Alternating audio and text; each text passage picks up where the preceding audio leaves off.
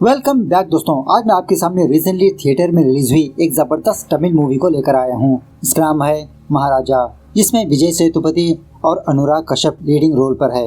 आप मूवी के बारे में बात करें तो just looking like a wow, मतलब ऑसम माइंड ब्लोइंग मूवी है यार। सच में मूवी ने दिल जीत लिया। स्पेशली स्क्रीन प्ले लाजवाब, मस्ट वॉचेबल जरूर है, और ऊपर से विजय सेतुपति और अनुराग की एक्टिंग लाजवाब। अगर ये मूवी हिंदी में रिलीज हुई होगी तो आप लोग जरूर देखिए। बहुत ही सिंपल तरीके से मूवी को एक्सप्लेन किया है डायरेक्टर भाई साहब ने। सस्पेंस है, थ्रिलिंग है, ट्विस्ट एंड टर्न्स है, ड्रामा है, इमोशन है। समरी बताकर मैं स्पॉइलर नहीं देना चाहता, आप वीडियो को पूरा देखना जरूर, आपके भी होश उड़ जाएंगे। तो चलिए फटाफट से मूवी की कहानी को स्टार्ट कर लेते हैं। उससे पहले लुटा दो प्यार, फॉलो ऑन इंस्टाग्राम। कहानी की शुरुआत में ही हमारे हीरो महाराजा को दिखाया जाता है। महाराजा एक सैलून की दुकान में काम करते रहता है। महाराजा अपने ओनर से कल लीव मांगने लगता है।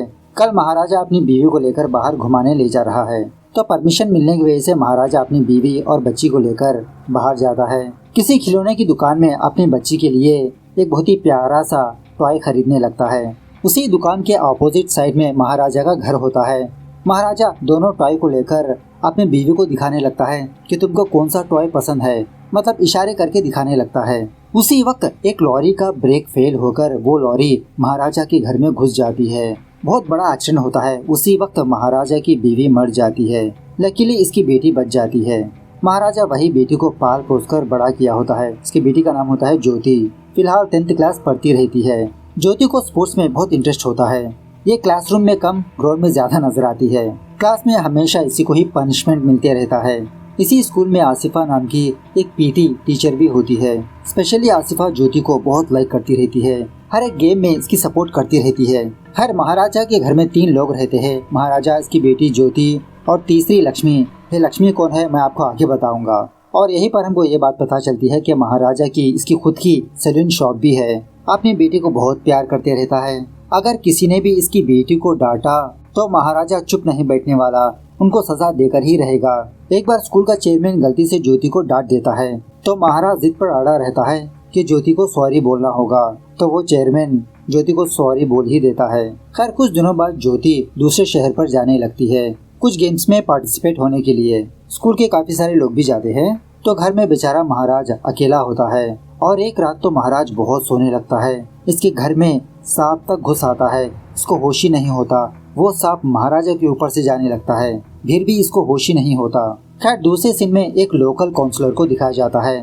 रिसेंटली इसने एक मैकेनिक शॉप में अपनी गाड़ी को सर्विसिंग पर दिया था, लेकिन इसकी गाड़ी में इसका चश्मा नजर नहीं आता, जिसकी वजह से ये काउंसलर उस मैकेनिक शॉप पर आकर बहुत सारे लोगों को मारने पीटने लगता है कि बताओ मेरे चश्मे को किसने चुराया, वो चश्मा मेरे लिए बहुत प्यारा है, मेरी बीवी ने मुझे गिफ्ट दिया। इसी दरमियान में धना नाम का एक बंदा वहाँ पर आता है, और धना ने ही इस काउंसलर की गाड़ी को डिलीवर किया था। ये काउंसलर धना को भी बहुत मारने पीटने लगता है। पूछने लगता है कि मेरी गाड़ी तो सुबह ही रेडी हो गई, लेकिन तुमने शाम को मेरे घर पर डिलीवर किया, तुम्हें मेरे स्पेट्स को चुराया होगा। शाम तक का टाइम देता हूँ, मेरा चश्मा मुझे लौटा दो। इस तरह से बहुत हंगामा कर देता है वहाँ पर। उसी शाम को वो काउंसलर अपने दोस्तों के साथ मिलकर किसी बार में दारू पीते रहता है। तो धना उस बार शॉप में आकर उस काउंसलर के सामने ही उसका चश्मा तोड़ देता है, मतलब उसका चश्मा इसके पास ही होता है। और ऊपर से वो उस काउंसलर को, उसके दोस्तों को बहुत मारने पीटने लगता है। ऊपर से वार्निंग देकर भी जाने लगता है कि अगली बार मुझे हाथ लगाया तो इन्हीं हाथों को तोड़ दूंगा। दूसरी तरफ महाराजा पुलिस स्टेशन पर आता है लक्ष्मी की मिसिंग कंप्लेंट लिखवाने के लिए। पुलिस वाले पूछने लगते हैं कि लक्ष्मी कौन है, क्या तुम्हारी बीवी है, तुम्हारी बेटी है, या तो फिर घर में रखे हुए गहने हैं। तो महाराजा हर एक बात का ना का जवाब देने लगता है। फाइनली कहने लगता है कि लक्ष्मी और कोई नहीं, हमारे घर की डस्टबिन है। बात यह है कि मूवी के स्टार्टिंग में एक एक्सीडेंट हुआ था ना, तो उस घर में एक स्टील की डस्टबिन होती है। वही डस्टबिन महाराजा की बेटी के ऊपर, मतलब ज्योति के ऊपर गिरने की वजह से ज्योति बच गई। तो वही सेंटिमेंट के तौर पर महाराजा उस डस्टबिन का नाम लक्ष्मी रख देता है। अपनी फैमिली मेंबर की तरह देखते रहते हैं महाराजा और ज्योति उस डस्टबिन को। पुलिस वाले तो साफ मना करने लगते हैं कि ये कोई पागल बंदा पुलिस स्टेशन पर आ गया, इसे बाहर निकालो। लेकिन महाराजा बाहर ही नहीं जाता, डट के रहता है कि नहीं, आप लोग FIR दर्ज करिए। इस तरह से पुलिस स्टेशन में बहुत हंगामा कर देता है। खैर दूसरी तरफ एक चोर एक RTO ऑफिस के घर में कुछ गहनों को चोरी किया होता है। इंस्पेक्टर वरदराजन ने उस चोर को पकड़ चुका होता है। उस चोर को घर में बुलाकर उस सीन को रिक्रिएट करने लगता है कि तुमने घर में कैसे घुसा, किस तरह से चोरी की, कहां से चोरी की। चाबी कहाँ से मिली। और ये वरदराजन बहुत ही लालची किस्म का पुलिस वाला होता है। मतलब इस घर में बहुत सारे गहने चोरी हो चुके होते हैं ना, चोर के जरिए से उन ओरिजिनल गहनों को जब्त करके उसके बदले डुप्लीकेट गहनों को बनवा कर उस आरटीओ ऑफिस को दे देता है। इस तरह से स्कैम्स करते रहता है ये वरदराजन, और इसी तरह उस चोर को थोड़े बहुत पैसे भी देते रहता है। अगर पब्लिक ने कुछ ज्यादा बात की तो उनको ही डराने धमकाने लगता है कि इतने पैसे तुम्हारे घर में कैसे आए। खैर उसके बाद जब वरदराजन वापस अपने पुलिस स्टेशन पर आता है तो अपने पुलिस स्टेशन की हालत को देखकर इसके तो होश ही उड़ जाते हैं। सब कुछ तहस महस हो चुका होता है। बाद में महाराजा को बुलाकर पूछने लगता है कि बताओ तुम्हारी प्रॉब्लम क्या है। महाराजा बताने लगता है कि सर मैं ठीक 10 बजे मैं अपनी सैलून की दुकान को बंद करके अपने घर पर आया तो मेरे घर में ऑलरेडी 3 लोग छुपे हुए थे। मुझे देखकर वो तीनों ने मुझे हमला किया। ये देखिए मुझे जख्म भी हो गया। मुझे बहुत मार पीट कर लक्ष्मी को उठा ले गए। तो वरदराजन भी यही सवाल पूछने लगता है कि लक्ष्मी कौन है, तुम्हारी वाइफ या बेटी। महाराजा कहने लगता है नहीं सर, डस्टबिन है। इस तरह से फोटो भी दिखाने लगता है। वरदराजन पूछने लगता है क्या उस डस्टबिन में कुछ कीमती सामान थे, डॉक्यूमेंट्स वगैरह। महाराजा कहने लगता है नहीं सर, उसमें कुछ नहीं था, कचरा भी नहीं था। अब वरदराजन तो पहले से ही लालची बंदा है। अपने पुलिस वालों से डिस्कस करने लगता है कि मुझे लगता है कि उस डस्टबिन में कुछ कीमती सामान हुआ होगा, इसलिए ये महाराजा हमसे छुपा रहा है। जो भी हो पुलिस वाले उस डस्टबिन की तलाश करने लगते हैं, इन्वेस्टिगेशन करते रहते हैं। दूसरे सीन में अनुराग कश्यप सेल्वा को दिखाया जाता है। शॉकिंग बात यह है कि सेल्वा अपने साथी सबरी के साथ मिलकर चोरी का काम करते रहता है। मतलब पहले ये दोनों पक्का प्लानिंग करके एक ऐसे घर को फाइंड आउट करते हैं जिस घर में कोई भी नहीं होता या तो फिर कम आदमी होते हैं। रात में उस घर में घुसकर पैसे सारे जेवर चुरा कर उन लोगों को मार देते हैं। अगर औरतें या लड़कियां होती है तो उनका आरएपी करने लगते हैं। एक बार तो गैस सिलेंडर से घर को ही उड़ा दिया इन दोनों ने। सेल्वा की शादी हो चुकी होती है, इसकी एक छोटी बच्ची भी होती है। कहने के लिए तो ये इलेक्ट्रिक का दुकान चलाते रहता है, लेकिन अंदर से एक बहुत बड़ा क्रिमिनल होता है, चोर होता है। लेकिन सेल्वा अपनी फैमिली की बहुत केयरिंग करते रहता है। इसकी बेटी के पीठ के पीछे एक छोटा सा जख्म हुआ होता है। हर रोज इसकी मरहम पट्टी करते रहता है। अपनी बीवी से भी बहुत प्यार करते रहता है। अपनी बीवी और बेटी की हर एक ख्वाहिश पूरी करता। यहीं पर हम ये देखते हैं कि सेल्वा के घर में ही वो डस्टबिन है, लक्ष्मी। दूसरी तरफ पुलिस वाले इसी डस्टबिन को तलाश करते रहते हैं। इसी दरमियान में एक हेड कांस्टेबल को नलासिबा नाम का एक बंदा नजर आता है जो पुलिस इन्फॉर्मर होता है। उससे भी मदद मांगने लगते हैं, अरे यार थोड़ा फाइंड आउट करके दो ना। दूसरी तरफ बेचारा महाराजा पुलिस स्टेशन के चक्कर काटते रहता है। वो पुलिस वाले महाराजा के हाथ काफी सारे काम करवाते रहते हैं। एक्चुअली महाराजा ने वरदराजन से ये कहा था कि अगर आप मेरे लक्ष्मी को फाइंड आउट करके दोगे तो मैं आपको 5 लाख रुपए दूंगा, और एडवांस में 40,000 रुपए दिया था। इसीलिए वरदराजन इस काम को कर रहा होता है। एक दिन जब महाराजा पुलिस स्टेशन पर बैठा होता है तो तभी वहाँ पर धना का ओनर आता है, वही कार मैकेनिक। कुछ दिनों से धना नजर नहीं आ रहा, इसीलिए इसका ओनर धना की फोटो लेकर पुलिस स्टेशन पर आता है मिसिंग कंप्लेंट लिखवाने के लिए। सो महाराजा धना की फोटो देखकर अपने फ्लैशबैक को याद करने लगता है। सीन थोड़ा सा फ्लैशबैक में जाता है। एक्चुअली जिस रात वो काउंसलर बार में बैठकर दारू पी रहा था ना, उस रात महाराजा उस काउंसलर के पास आकर पूछने लगा कि सर आपकी गाड़ी कहाँ पर है। मतलब आपकी गाड़ी को एक बंदा लेकर गया था ना, वो बंदा आप कहाँ पर है। उस दिन घर में जब 3 लोग महाराजा को मारपीट रहे थे, उस वक्त धना की जेब से एक टूल प्लाजा की स्लिप नीचे गिर गई थी। तो उसी गाड़ी के नंबर के हिसाब से ये इस काउंसलर के पास आता है। तो थोड़ी ही देर में यहाँ पर धना आकर उस काउंसलर को और उसके दोस्तों को बहुत मारते पीटते रहता है, क्योंकि आज सुबह इस काउंसलर ने धना को मारा था। तो काउंसलर को मारने के बाद धना वहाँ से जाने लगता है। तो महाराजा धना को फॉलो करने लगता है। थोड़ी दूर जाने के बाद धना ऑब्जर्व कर लेता है कि महाराजा इसको फॉलो कर रहा है। फटाफट से अपने आदमियों को फोन करके किसी जगह पर गैदर होने के लिए कहता है। जब महाराजा वहाँ पर जाता है तो धना और उसके आदमी महाराजा को पकड़कर बहुत मारने पीटने लगते हैं। सच में यहाँ के सीन्स बहुत ही मस्त है। खैर यहीं पर हमको ये बात पता चलती है कि जो 3 लोग महाराजा के घर में आए थे, उन तीनों में से ये धना भी एक बंदा था। उन लोगों से फाइट करके महाराजा बाकी दोनों लोगों के बारे में पूछने लगता है धना से। उस दिन जब महाराजा के साथ हाथापाई हुई थी, महाराजा ने एक बंदे की पीठ के पीछे कुछ जख्म को देखा था। इसीलिए धना की शर्ट निकाल कर देखने लगता है तो इसके पीछे वो जख्म नहीं होता। और धना कहने लगता है कि उनमें से एक बंदा पुलिस वाला है। ऐसा कहकर जब धना गाड़ी लेकर जब वहाँ से भाग रहा होता है तो महाराजा इसका सर ही उड़ा देता है। महाराजा जानबूझकर पुलिस स्टेशन पर आता है, क्योंकि धना ने कहा था ना कि इन तीनों में से एक बंदा पुलिस वाला भी है। महाराजा पुलिस स्टेशन में रहकर हर एक बंदे की पीठ के पीछे चेक करते रहता है, लेकिन किसी पर भी वो जख्म नजर नहीं आता। खैर प्रेजेंट डे पर वो काउंसलर पुलिस स्टेशन पर आता है थाना के ऊपर कंप्लेंट देने के लिए कि कल एक बंदा मेरे पास आया था, मुझे बहुत मारा पीटा। जब वरदराजन और डिटेल्स पूछने लगता है तो वो काउंसलर कहने लगता है, हाँ सर, उससे पहले मेरे पास एक बंदा आया था जो मेरी गाड़ी के बारे में पूछ रहा था, उस बंदे के बारे में पूछ रहा था। मुझे ढंग से उस बंदे का नाम याद नहीं है। दूसरी तरफ वो हेड कांस्टेबल और नलसिवा ये डिसाइड कर लेते हैं कि ये लोग नए डस्टबिन को बनवाएंगे खूबहू लक्ष्मी ही की तरह। इस तरह से एक बंदे के पास जाने पर वो बंदा 4 दिन का टाइम देने लगता है। दूसरी तरफ 2 दिनों के बाद सेल्वा की बेटी का बर्थडे होता है, जिसकी वजह से सेल्वा एक ज्वेलरी शॉप पर जाकर अपनी बेटी के लिए एक बहुत ही कीमती चेन ऑर्डर करने लगता है। और एक्चुअली वो चेन थोड़ा स्पेशल होती है। और जिस दिन इसकी बेटी का बर्थडे होता है तो सेल्वा की वाइफ सेल्वा को कॉल करके बताने लगती है कि तुम फटाफट से चेन लेकर पहले फुर्सत में सैलून जाकर शेविंग करके आओ, घर में काफी सारे मेहमान है, थोड़ा ढंग से बिहेव करो। तो सेल्वा उसी तरह से चेन लेकर महाराजा की शॉप पर आता है अपने दाढ़ी की ट्रिमिंग करवाने के लिए। सेल्वा अपनी बीवी से जो बातें कर रहा था फोन में वो महाराजा सुन लेता है, जान लेता है कि आज इसकी बेटी का बर्थडे है। सेल्वा से बहुत ही अच्छे से बात करते हुए इसकी ट्रिमिंग करते रहता है, लेकिन सेल्वा इस पर चिल्लाने लगता है। इसी दरमियान में ट्रिमर की बैटरीज खत्म हो जाने की वजह से वो बगल वाले शॉप पर जाता है बैटरीज लाने के लिए। उसी वक्त सबरी सेल्वा को कॉल करके एक न्यूज़पेपर की खबर के बारे में बताने लगता है कि भैया हमारे कान की खबर न्यूज़पेपर में छप चुकी है, लेकिन ऐसा लिखा है कि ये सारी चोरियां और हत्या दूसरे स्टेट वालों ने किया। मुझे लगता है कि पुलिस वाले जल्द से जल्द हम तक पहुंच जाएंगे। सेल्वा सबरी को समझाने लगता है कि तुम फिक्र मत करो, ऐसा कुछ नहीं होगा, हमने एक भी सबूत नहीं छोड़ा। इस तरह से जब अपना फोन काटता है तो उसी वक्त वहाँ पर महाराजा आता है और अनलकीली महाराजा सेल्वा की सारी बातें सुन चुका होता है, लेकिन ऐसे एक्ट करने लगता है कि इसने कुछ भी नहीं सुना, चुपचाप इसकी ट्रिमिंग करते रहता है। उसके बाद सेल्वा घबराहट में अपनी बेटी की जो सोने की चेन है ना वो वहीं पर भूलकर चला जाता है। दूसरी तरफ सेल्वा के घर में धूमधाम से अरेंजमेंट्स होते रहते हैं। घर आने के बाद जब अपनी पॉकेट चेक करता है तो सोने की चेन मौजूद नहीं होती, हर जगह पर ढूंढने लगता है ये। दूसरी तरफ महाराजा अपनी दुकान में सेल्वा की सोने की चेन देख लेता है और महाराजा ने ऑलरेडी सेल्वा की बातें सुन लिया था ना कि आज इसकी बेटी का बर्थडे है, तो सेल्वा के घर के बारे में फाइंड आउट करके उसके घर के पास जाता है उस चेन को लौटाने के लिए। और शॉकिंगली महाराज के पीछे कुछ पुलिस वाले भी सेल्वा के घर पर आने लगते हैं। ये देखकर सेल्वा और सबरी यही सोचने लगते हैं कि उन पुलिस वालों को महाराजा ला रहा है, इनके बारे में बता दिया।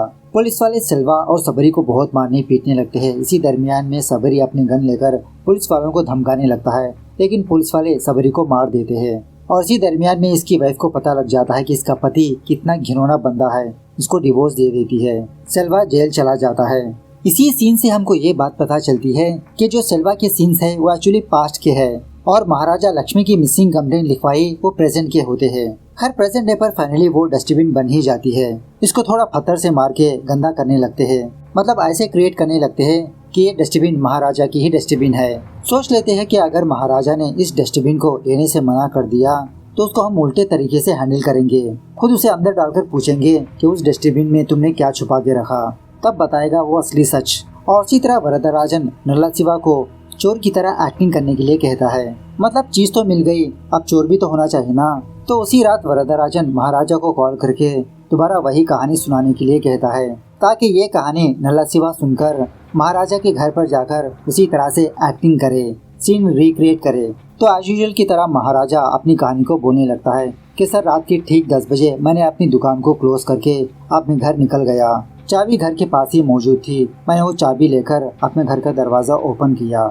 यहीं पर हमको ये बात पता चलती है कि एक्चुअली उस दिन महाराजा अपने घर पर नहीं आया था, ज्योति आई थी। आपको आगे समझ में आएगा।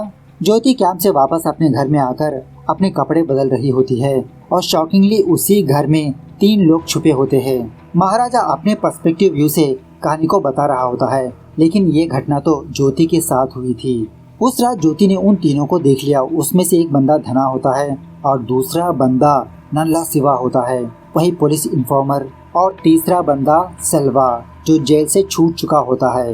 एक्चुअली सेल्वा नरसिम्हा और धना को महाराजा के घर में इसलिए लाता है ताकि ये अपना बदला ले सके, महाराजा को मारे। लेकिन महाराजा के बदले ज्योति घर में आती है, जिसकी वजह से इस पर बहुत हमला करते हैं। दूसरी तरफ महाराजा अपनी बेटी ज्योति के लिए शूज खरीदते रहता है, इसलिए इसको घर आने में लेट हुआ होता है। इस तरफ ये तीनों बेचारी ज्योति को बहुत मार पीट कर इसका RAP करने लगते हैं। और वो भी एक के बाद एक, बार बार। बाद में महाराजा ना आने की वजह से ये तीनों वहाँ से चले जाते हैं। अब प्रेजेंट डे पर यह कहानी सुनने के बाद नल्ला शॉक में रह जाता है। मतलब महाराजा ने जिस तरह से कहानी सुनाई उसी तरह से इन तीनों ने किया होता है। नल्ला समझ जाता है कि महाराजा ने डस्टबिन के नाम पर केस फाइल किया, इसीलिए पुलिस वाले इंक्वायरी कर रहे हैं। नल्ला फटाफट से यही बात सेल्वा को कॉल करके बताने लगता है कि उस महाराजा ने डस्टबिन के नाम पर फाइल दर्ज किया और पुलिस वाले इसकी इन्वेस्टिगेशन कर रहे हैं। मुझे लगता है कि पुलिस वाले हमारे बारे में फाइंड आउट कर लेंगे। सेल्वा नल्ला को समझाने लगता है कि तुम फिक्र मत करो, ऐसा कुछ नहीं होगा, बस तुम नॉर्मल से एक्टिंग करते जाओ, उसे हमारे बारे में कुछ नहीं पता। पास्ट में जब महाराजा वापस अपने घर पर आता है तो ज्योति को उस हालत में देखकर इसके तो होश ही उड़ जाते हैं। फटाफट से ज्योति को हॉस्पिटल पहुंचाता है और ज्योति के मुंह से सारी कहानी जान लेता है कि इसके घर में कितने लोग आए थे, कौन कौन आए थे। जब वो तीनों ज्योति के साथ गलत हरकत कर रहे थे उस वक्त ज्योति ने एक बंदे की पीठ के पीछे एक जख्म को देखा था, तो वो डिटेल भी अपने फादर महाराजा को बताती है। बेचारी ज्योति अपने फादर से एक ही विश मांगने लगती है कि पापा वो तीनों कौन थे, मेरे साथ ऐसा क्यों किया, पापा प्लीज मुझे उन तीनों के पास ले चलो पापा, मैं उन तीनों से पूछना चाहती हूँ कि उन तीनों ने मेरे साथ ऐसा क्यों किया, मैंने उनका क्या बिगाड़ा। खैर प्रेजेंट डे पर वरदराजन और पुलिस वाले नल्ला और उस फेक डस्टबिन के साथ महाराजा के घर के पास जाने लगते हैं सीन रिक्रिएट करवाने के लिए। घर में आने के बाद वरदराजन कहने लगता है, ये लो भाई तुम्हारी लक्ष्मी, हमने फाइंड आउट कर लिया, अब तुम्हारे पास पैसे तो रेडी है ना, चलो भाई नल्ला अब तुम एक्टिंग करो, किस तरह से तुम घर में आए थे और क्यों इस डस्टबिन को चुराया, सारी डिटेल्स बताओ। तो नल्ला एक्टिंग करते हुए सारे डिटेल्स बताते रहता है कि नल्ला और उसकी गैंग कैसे घर में घुसे, कहाँ पर छुपे थे, घर में कुछ नहीं मिला तो डस्टबिन लेकर भाग गए। तो इसी दरमियान में महाराजा नल्ला को हक करके उसके पीठ के पीछे चेक करने लगता है कि उसकी पीठ के पीछे वो जख्म है या नहीं। तो शॉकिंगली इसकी पीठ के पीछे वो जख्म होता है। महाराजा नल्ला से पूछने लगता है कि तुम्हारी उम्र क्या हो सकती है। नल्ला कहने लगता है कि 50 से ऊपर होगी। महाराजा पूछने लगता है, ऐसा करने में क्या तुमको शर्म नहीं आई। मतलब महाराजा नल्ला से इनडायरेक्टली पूछते रहता है। नल्ला यही कहने लगता है कि ये सब कुछ अनजाने में हो गया, जो हुआ सो हो गया, माफ कर दो। वरदराजन पूछने लगता है कि बोलो महाराजा इसके साथ क्या किया जाए, एफआईआर दर्ज करके सेल में डाल दिया जाए। महाराजा कहने लगता है, नहीं सर उसको छोड़ देते हैं। मतलब महाराजा का प्लान ये होता है कि ये खुद नल्ला को अपने हाथों से मारे। लेकिन शॉकिंग बात यह है कि पुलिस वालों को महाराजा के बारे में ऑलरेडी पता होता है। मतलब जब पुलिस वालों ने महाराजा के बारे में इंक्वायरी किया था तो पता लग गया था कि महाराजा की बेटी ज्योति हॉस्पिटल में मौजूद है, 3 लोगों ने इसके साथ अत्याचार किया। सो पुलिस वाले भी अब तक नाटक करते आ रहे थे कि लोग डस्टबिन को ही ढूंढ रहे थे। तो वरदराजन महाराजा के हाथ में एक चाकू देकर कहने लगता है कि मार दो इसको। तो महाराजा नल्ला को मार ही देता है। बाद में महाराजा को यह बात पता चलती है कि सेल्वा किसी कंस्ट्रक्शन साइट पर काम कर रहा है। वहाँ पर जाकर पहले उसके आदमियों को बहुत मारते पीटते रहता है। फाइनली जब सेल्वा महाराजा के सामने आता है तो महाराजा शॉक में रह जाता है। क्या ये बंदा मुझे मारने के लिए आया था, मेरी बेटी के साथ अत्याचार किया। सो इन दोनों के बीच जबरदस्त तरीके से हाथापाई होने लगती है। सेल्वा को बहुत मार मार कर इसके पैर ही तोड़ देता है। सेल्वा कहने लगता है कि मेरे जिस्म के जख्म तो चंद दिनों के बाद ठीक हो जाएंगे, लेकिन मैंने तुम्हारी जिंदगी में जो जख्म डाला वो तुम कभी नहीं भूल पाओगे। उसी वक्त वहाँ पर आसिफा ज्योति को लेकर आती है। मतलब ज्योति ने विश किया था ना कि मुझे उस आदमी को देखना है। ज्योति सेल्वा के सामने उसकी चेन फेंकते हुए कहने लगती है कि इसके लिए ही तो आए थे ना तुम, ये लो ले लो। मतलब ज्योति यही सोचने लगती है कि सेल्वा और उसके आदमी घर में पैसे चुराने के लिए आए थे। जब सेल्वा इस चेन को देखता है तो ये तो शॉक में रह जाता है। ये चेन तो वही है जो बहुत सालों पहले इसने अपनी बेटी के लिए खरीदा था। सीन थोड़ा सा फ्लैशबैक में जाने लगता है। जब सेल्वा जेल चला गया तो कुछ दिनों के बाद महाराजा अपनी बीवी बेटी के साथ सेल्वा के घर पर आया सेल्वा की चेन वापस देने के लिए। वो चेन देखकर सेल्वा की वाइफ कहने लगती है, नहीं नहीं मैं इस चेन को नहीं ले सकती, पता नहीं कितने लोगों का खून लगा है इसमें, मुझे ऐसी चीज नहीं चाहिए, आप भगवान को ही दान कर दो। उसके बाद महाराजा अपोजिट के एक टॉय शॉप में जाकर कुछ टॉयज को खरीदने लगता है सेल्वा की बेटी को देने के लिए। उसी वक्त एक लॉरी आकर उस घर को ठोक देती है। इस घटना में सारे लोग मारे जाते हैं। महाराज की बीवी, उसकी बेटी, सेल्वा की बीवी। उस डस्टबिन के अंदर सेल्वा की बेटी बच जाती है। मतलब महाराजा जिस बेटी को पाल पोस कर बड़ा किया वो सेल्वा की बेटी होती है। प्रेजेंट डे पर जब ज्योति जा रही होती है तो सेल्वा ज्योति की पीठ के पीछे उस जख्म को देखता है जो ज्योति के बचपन में मरहम पट्टी कर रहा था। महाराजा के पैरों पर गिरकर पूछने लगता है,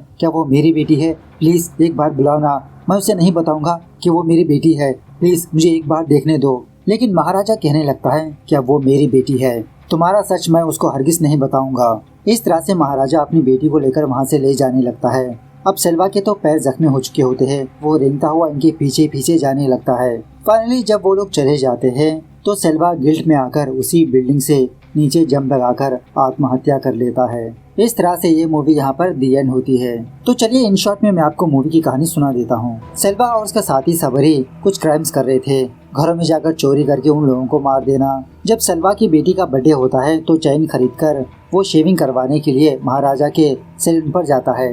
तभी सबरी सेल्वा को कॉल करके न्यूज़पेपर के खबर के बारे में बताने लगता है। अब वो सारी खबर महाराजा सुन लेता है, लेकिन सेल्वा को कुछ भी नहीं बताता। उसी वक्त सेल्वा अपनी बेटी के लिए जो चैन खरीदा था वो वहीं पर भूल जाता है।